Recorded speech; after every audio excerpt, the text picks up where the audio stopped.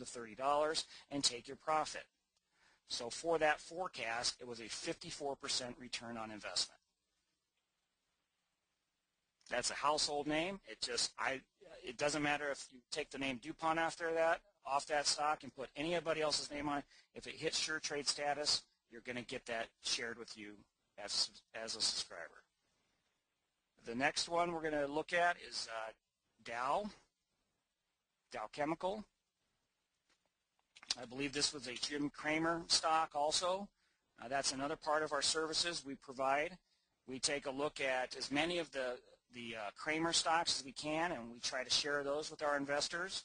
A lot of people trade based on his input, his fundamental analysis, which we love it. He's got more resources and tools than anybody out there, and it's free and available to us. Now we're just going to help you determine when to buy or sell that particular instrument. On the Dow, on Dow Chemical, we put our sure trade out at $7. And that came on March 8th. March the 8th. So March 8th was a Sunday. At the open of market on Monday morning, the market tanked down. It dipped all the way down to the $6 range if you look at that. So buying at 7, the part of that recommendation was implemented, and the sure trade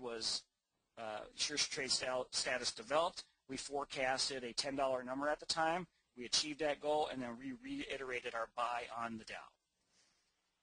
So it has achieved our first two goals, which it hit $10, and then it hit the $12 range.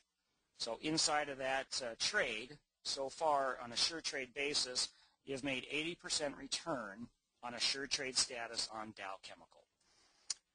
On March the 8th, it was shared with every single one of our subscribers. The next one is that we did was RIM,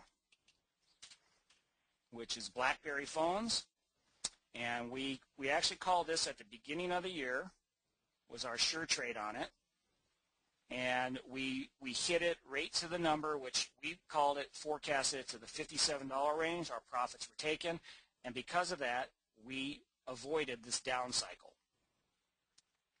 And since then, we have put buys and sells on it for the subscribers, but not on a sure trade basis. So sure trade did not pick up this particular breakout, but we also we missed this downside component. So sure trade was generated here, price was hit here, that was our exit point using the Pro 17 system.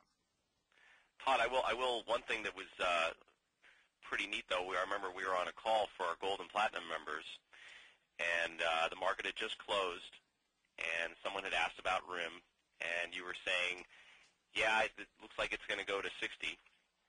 And unbeknownst to us, after hours, they reported earnings, and boom, hit 60. Oh, that was on our April 1st or March, one of those right there? Yep. Yeah. I think even in so the Pro 17 system picked up that move before it happened again. Prior to earnings coming out. Yep. So, earnings and fundamentals are very important in stock analysis, but behavior of the investors is more important. So the behavioral shifts and patterns and correlations that are abstracted from the market by Pro 17 is what's going to help you get into position to be in the stocks that you like, that you're interested in, prior to the behavior creating an overbought or oversold situation. So your tendency is going to be on each 17-day cycle, you're going to be sitting in the right position on a stock that either breaks out or breaks down. Another one that was similar to that was Shearing Plow. We had put a buy recommendation on it when it was failing. Mike, do you have the day that we did that? The date was February 16th. February 16th. After market, February 16th. So we put the buy recommendation right here, mostly because a long-term behavioral pattern was taking place. There was convergence, and the slopes had shifted positive on a long-term basis. So the sure trade analysis was generated inside this window right here. And even though it went down against the actual sure trade status, it still caught whatever was going on in the market at the time. And that, in this case, I believe was a buyout. So we were sitting here at this fair market value at a time when the market was saying, buy it, even if it's going down a little bit, it's okay. This is the position you want to enter in at. And because of the people who were buyers on that point, they experienced this nice upside move. You know, we have a question, Todd, from one of our members. He asked a little while ago, and actually I think this is a good spot for it right now. And he asked, if I buy a stock in the mid-17-day cycle, will it hit its target by the 17th day, or do I wait through another cycle or more cycles? It's a good question. The way I utilize the 17-day cycle is the first day and the 17th day are typically going to, more times than not, they're going to be the peak in the valley of a stock. The 8th and 9th day is the critical decision-making point. So you're on the 8th and 9th day, if that's where the stock is picked up in the cycle, you're going to get a distinct buy or sell recommendation typically on those dates. It's the dates in between 1 and 8 and 9 and 17 that are the vacillating or the more of a neutral time frame. So when I put analysis on it, you're going to see the day of the cycle that it's in on the day of the recommendation, or at least on the day of the analysis. So if it's on the 11th day and it's already made its upside move, then you look at the day that it's in that cycle and you're going to identify, well, there's only 6 days left in the cycle. Why don't I wait till the 17th day when Pro 17 updates me? That way I can make a cleaner decision. Now, if it's on the 8th or the 9th day, you're going to get more, in general, it just generates it. You're going to get a stronger decision-making forecast.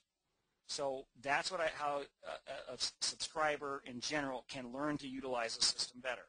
8th and 9th day you make a decision, and the 1st and 17th day you make a decision. And that's how you end up maximizing the use and this tool as your final decision maker on whether or not you should be buying or selling a stock.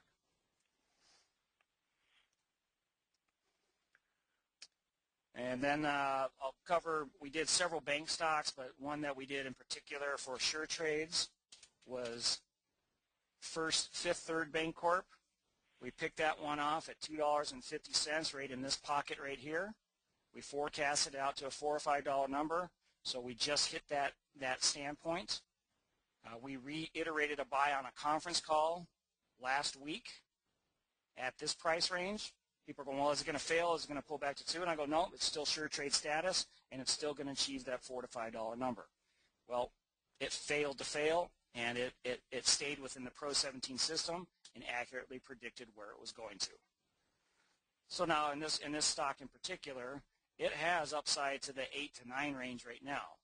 It's not, we can't recommend that you buy it on that basis, but it's got upside momentum, it's failed to fail, and it can continue its rise to fill this inefficient part of this market, which is $7 to $9 range. So that's one that recently hit, and it was less than a 17-day trade, $2.50 to $5. That's 80 to 90% return for our subscribers. But Todd, now, even though you're thinking that it has legs to 7 to 9,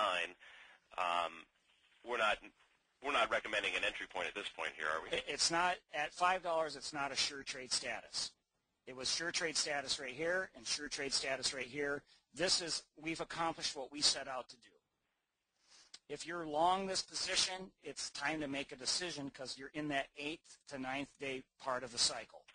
And in that 8th to 9th day, you got to say, all right, am I going to be greedy and am I going to hang on for a $7 to $9 number, or am I happy with 80 to 90%? I'll take my profit today or hedge my position, and then I'll make a new decision at the beginning of the next cycle. That's where we are today in the decision making of that stock. So if you've made 80%, that's a lot. The tendency for the market and the behavior of investors, they're always going to hold on for the maximum return. Pro 17 predicts what that behavior is going to be and how it's going to affect the stock. So if you're part of that cycle and you want to hang on to that and you want to maximize, you're also exposing yourself to risk that it could pull back to $3 on an intraday basis. One little glitch and you've left your percentage return on the table. So